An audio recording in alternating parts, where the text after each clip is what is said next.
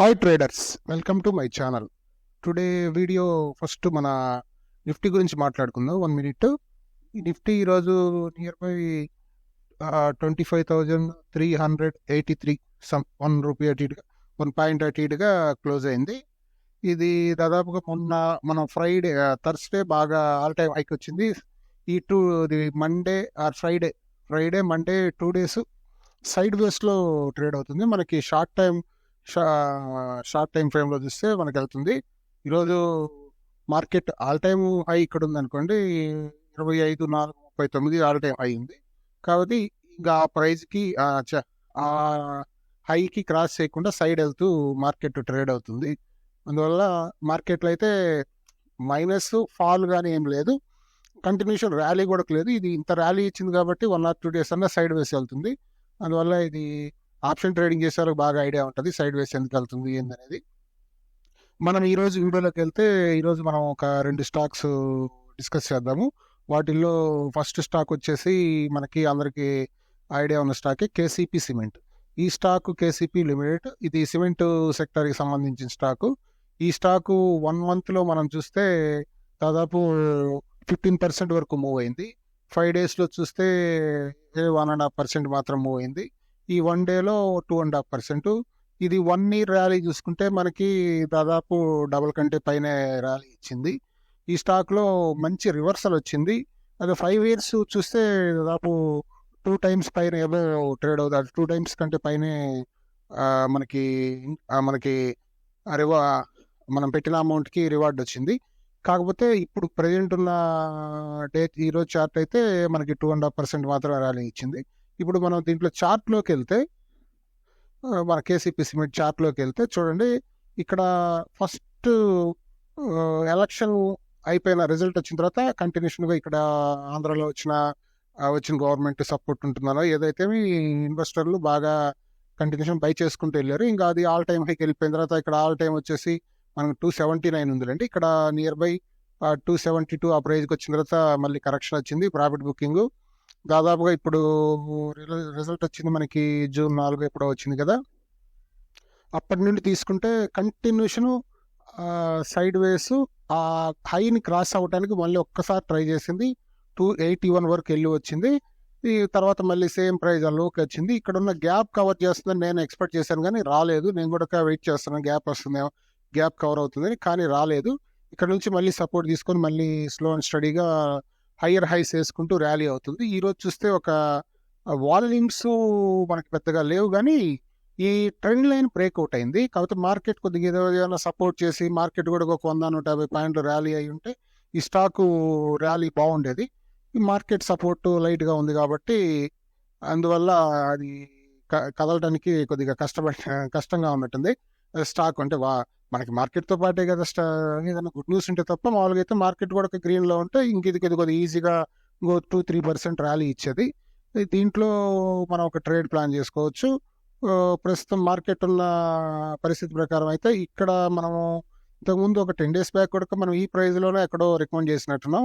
అప్పుడు 2-3 daysకి ఇక్కడికి వచ్చేసింది. మళ్ళీ అది సైడ్ వేసి వెళ్తూ ఒక చిన్న బుల్ బ్యాక్ తీసుకొని ఈరోజు మంచి వాల్యూమ్స్ తక్కువ ఉన్న గ్రీన్ క్యాండిల్ కాకపోయినా ఒక రెడ్ క్యాండిల్ అయినా ఆ ట్రెండ్ లైన్ బ్రేక్అవుట్ అయ్యి అక్కడే క్లోజ్ అయింది. ఫర్దర్గా ఇక్కడ నుంచి మనం బై చేయగలిగితే ఇక్కడ నుంచి మన కంటిన్యూషన్ ఒక ఫస్ట్ టార్గెట్ వచ్చేసి 10% పెట్టుకోవచ్చు. ఈ 10% అంటే 280 వరకు పెట్టుకోవచ్చు మనం ఫస్ట్ టార్గెట్. ఇది నాకు తెలిసి ఒక చిన్న బుల్ బ్యాక్ అంటే జస్ట్ ఇక్కడ ఈ ప్రైస్ అంటే ఇప్పుడు ఉన్న ఈరోజు క్లోజ్ అయిన 252 ఈ వీటికన్నా కూడా జస్ట్ ఒక బుల్ బ్యాక్ వచ్చి మళ్ళీ కంటిన్యూషన్ వెళ్ళొచ్చు అనేది నా అంచనా. దీంట్లో ఒక ట్రేడ్ ప్లాన్ చేసుకోవచ్చు. ఇక్కడ ఆల్ టైమ్ హైగా దాటితే కంటిన్యూ ర్యాలీ ఉండొచ్చు. ఈజీగా 300కి వెళ్ళిపోతుంది. 300కి వెళ్ళిపోతే మనకి అప్పుడు మనకి ఇప్పుడున్న ప్రైస్ ప్రకారం చూస్తే 300కి వెళ్ళడం పెద్ద కష్టం కాదు. ఈ ర్యాలీ కంటిన్యూ అవుతుందా లేదా అనేది మనం వెయిట్ చేయాలి. 300 అంటే 305 ఉంది. 305 అంటే మనకి రౌండ్ ఫిగరు ప్లస్ ఒక 20% మనకి టార్గెట్ పెట్టుకోవచ్చు. ఫస్ట్ టార్గెట్ 10%, సెకండ్ టార్గెట్ మనం ట్రయల్ చేసుకుంటూ ఇక్కడ ఉన్నాం కాబట్టి ఇక్కడ నుంచి పైకి కంటిన్యూ అవుతుంటే హ్యాపీ, లేదంటే ఎక్కడైనా సైడ్ వేస్ అయితే ఇక్కడ మనం ప్రాఫిట్ బుక్ చేసుకోవడానికి ప్లాన్ చేసుకోవచ్చు. ఇది మన ఫస్ట్ స్టాకు. సెకండ్ స్టాక్ వచ్చేసి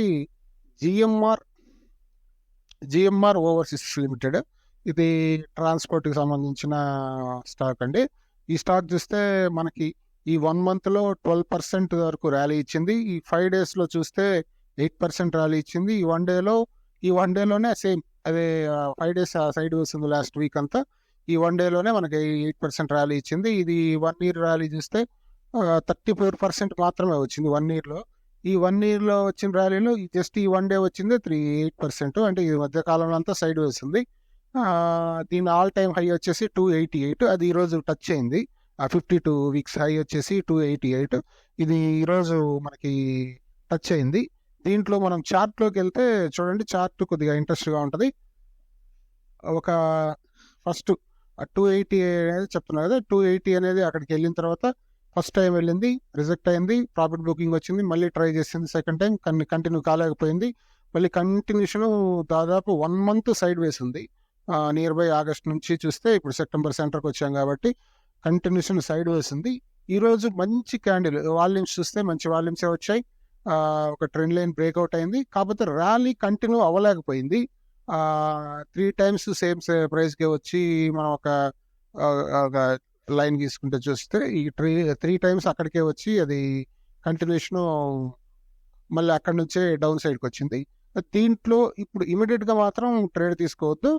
నా అనాలిసిస్ ప్రకారం అయితే ఈ ర్యాలీ అనేది కంటిన్యూ కాకుండా ఇలా చిన్న బుల్ బ్యాక్ వచ్చి తర్వాత కంటిన్యూ అవుతున్నది నా అంచనా.